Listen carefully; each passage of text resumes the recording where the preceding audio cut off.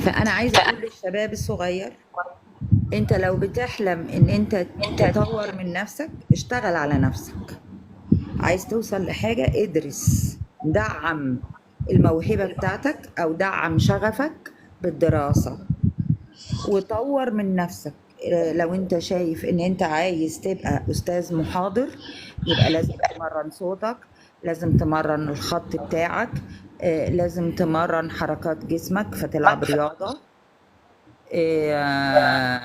لازم تشوف اللي سبقوك في هذا المجال وتقعد تشوف فيديوهات كتير قوي لناس معروفة في البابليك سبيكينج أو في الناس اللي بتدي lectures محاضرات، وتقعد تسمع لهم وتراقبهم. كل حاجة يا دكتورة ليها سعي، يعني احنا ابتدينا كده، احنا ابتدينا من صغرنا كده. يعني انا كنت بشتغل برضو وكنت بدرس في المصنع، يعني انا كنت بشتغل في المصنع عند بابا لحد ما بابا توفاه الله وانا في رابعة جامعة. يعني كبرت من المصنع ما شاء الله تبارك الله، واشتغلت وسعيت وشقيت، انت فاهمة. فما فيش حد، ما فيش ربنا ما بيديش حد ما بيشتغلش. اشتغل على نفسك. انزل امكانياتك اللي انت مش عارف تشتغل اعمال حره تفتح لك بيزنس او مشروع صغير لنفسك. انزل اشتغل عند اي حد باي شركه بمؤهلك.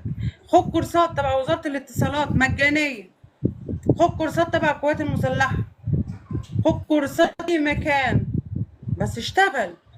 انما تطلع تولول على نفسك، تطلع تحكد على نفسك انت معاكي فلوس او معكيش فلوس، انت مالك معاها او معهاش.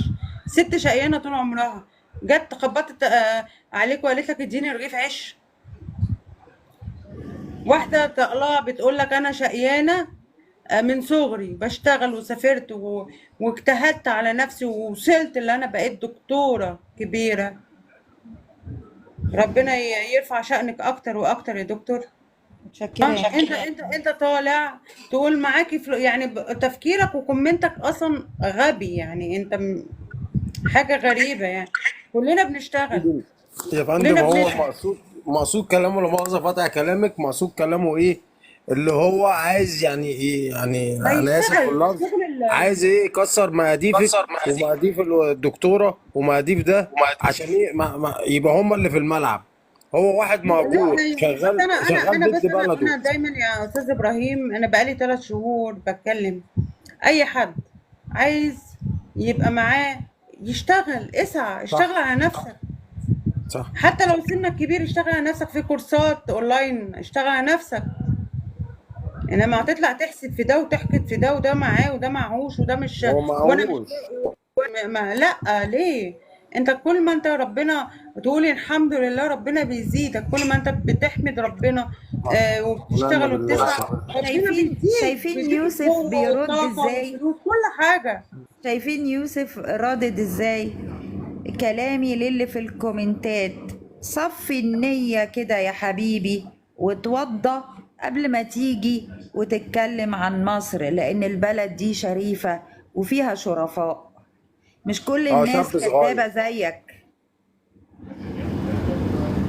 هو شاب من شباب مصر، شاب من اللي هو يعني من دور عيالنا. وحييك يا اللي هو والله يوسف. خير. بص انا هقول لحضرتك، والله دولت مرضى نفسيين يا دكتوره. والله كان معايا دكتور، والله هبعت له دكتور نفسي، عشان لو حد طيب. فيكم علاج يعني. اه، يروح يعالج نفسه. صح، انت قلت كده انا كده، عايز انا اقول متفق كلمة. يعني معاك. كمان روح عالج نفسك محتاجين وتعالى. يروحوا مستشفى نفسية ويخضعوا للعلاج النفسي. طيب انا عايز اقول كلمة ردا على كلام الدكتورة داليا، انا بحييها جدا طبعا. احنا مش هنشكر يوسف، احنا نشكر ابوه ووالدته. انه في مقولة بتقول اجعل من يراك يدعو لمن رباك. يوسف اللي قدامنا وده هو اكبر دليل على انه ابوه وامه عرفوا يربوه صح. احنا محتاجين كده. يعني احنا بنقدم وعي للشباب علشان نشوف شباب انتوا بكره تبقوا رجالة البلد. لكن الله يحفظك الاشكال كلهم اللي كويس يا بتغلط عم. وتسب وتشتم ديت تمام، ما شافوش بربع جنيه تربية. حتى لو كان صحيح، ابوهم راجل محترم، حتى لو كانت والدتهم ست محترمة بجد. صحيح. فيوسف انا بحييك، انا اول مرة اتشرف بيك، لكن